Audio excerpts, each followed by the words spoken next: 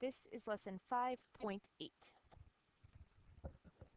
So today we're going to talk about coordinate proofs. So we've been focusing mostly on two-column proofs, but we are going to now talk about coordinate proofs where we use a figure in a coordinate plane and algebra to prove geometric concepts. So we'll often use formulas such as slope, distance, and midpoint to prove or verify things. So if you remember, slope can tell us if lines are parallel or perpendicular. Distance can tell us if things are congruent. And midpoint could also tell us things are congruent. It could verify that two segments were congruent to each other by knowing that the middle was the midpoint and things like that. It's more going to be the first two that we focus on in our coordinate proofs. But before we get to an actual proof, let's just look at a diagram and figure out what the ordered pairs would be if we know certain information about the picture. So we are told that this is an isosceles right triangle, which means two sides are the same and there's a right angle. I should be able to tell that point B is at the origin, so B is really 0, 0. And point C is on the x-axis, so if it went over A units but didn't go up or down at all, it should be at A, comma, 0. But the other thing I know is if it went over A units and didn't go up or down at all, then this length is A, and since it's isosceles, this length is also A. My point up here went up A units, but not left or right at all. It's on the y-axis. So point A would be at 0, comma, A. So for try 1, you can fill in the missing ordered pairs for these. Pause if you'd like. The answers are posted online. Example 2. Here's our first proof. Prove that triangle ABC is a right triangle. So let's break this down. In order for a triangle to be a right triangle, we have to have a right angle. And in order to have a right angle, you need to have perpendicular lines. So our goal is to prove that two of these segments or lines are perpendicular to each other, forming a right angle. And to do that, we're going to have to find their slopes. So I'm going to use M for slope, but I'm going to give a subscript of which segment I'm finding. Because we're going to have to find a few slopes, we want to make sure we can differentiate between them. So the slope of line AB, we're going to take, remember, y2 minus y1, 7 minus 1 over x2 minus x1, 3 minus negative 1. So the slope of segment line AB is 3/2. Let's find the slope of BC. So 5 minus 7, 6 minus 3, that's a negative 2 over 3. Would you look at that? They are opposite sign reciprocals. So let's state what we have found. What we have found is that AB, segment AB, is perpendicular to segment BC. That is what the slopes told me. Now, what does this tell me? We have an angle B is a right angle by the definition of perpendicular. And that also means that triangle ABC is a right triangle by definition of right triangle.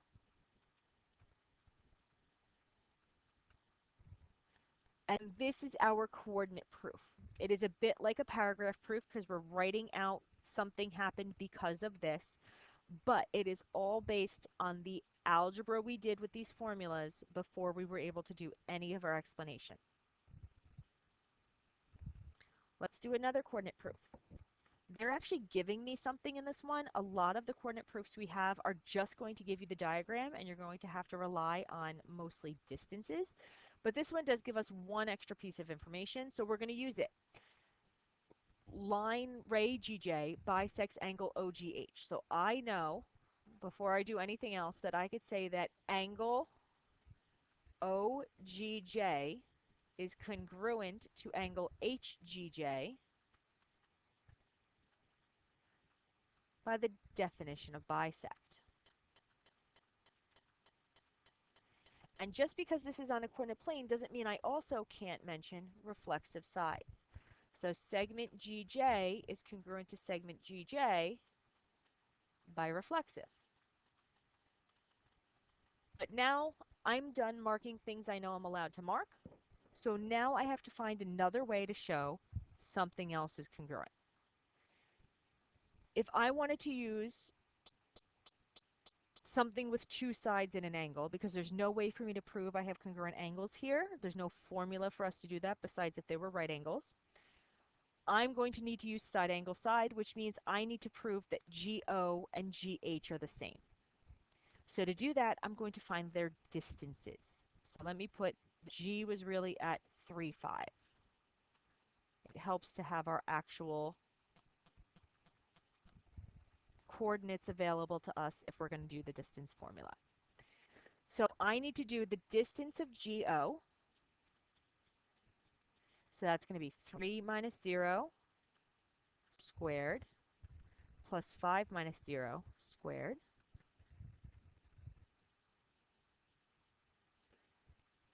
So that's 3 squared, which is 9, plus 5 squared, which is 25, and we get the square root of 34. There's no need to turn this into a decimal because all we're looking is to compare GO and GH. So now let's do the distance formula for GH. So it's going to be 3 minus 6 squared and 5 minus 0 squared. So 3 minus 6 is negative 3, and when we square negative 3, we also get positive 9, and then 5 minus 0 is 5, squared is 25, so this is another square root of 34. So just like in the last proof, once I've done my calculations, I need to state what it is I've found based on those calculations, and what I found is that segment GO is congruent to segment GH. And now I have enough information to say that the triangles are congruent. Triangle GJO is congruent to triangle GJH, and that is by SAS.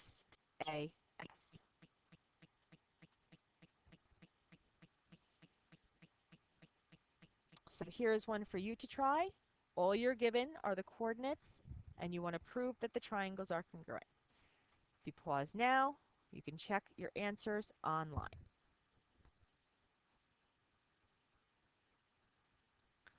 An example 4 is the final problem we're going to do.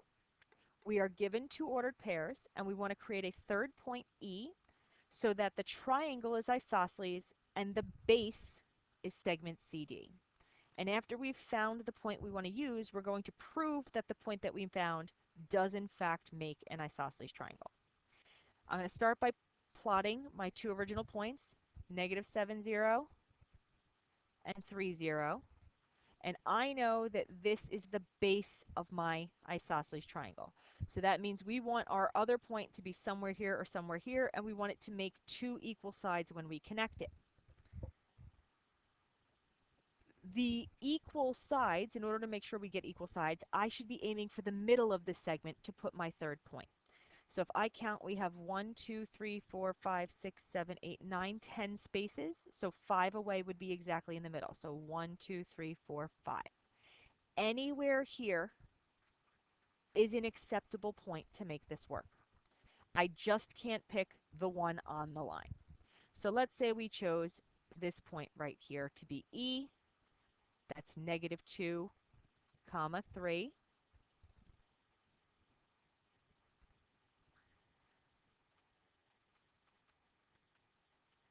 So let's prove we've formed an isosceles triangle by proving we have at least two congruent sides.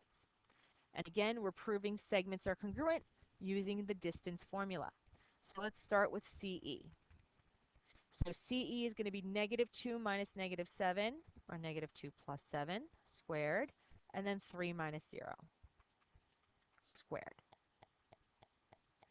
So this is 5 squared and 3 squared. We ended up with the same numbers as the last problem. That's crazy. 25 plus 9, square root of 34.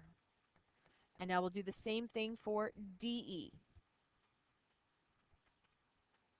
So that's going to be negative 2 minus 3 squared and 3 minus 0 squared.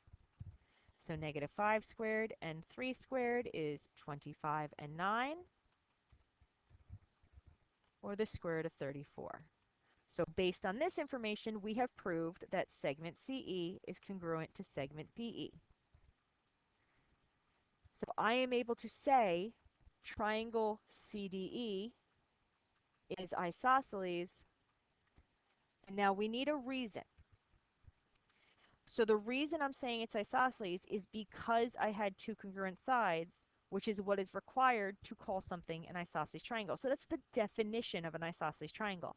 So we could say by definition of isosceles. And that is it. That is section 5.8 on coordinate proofs.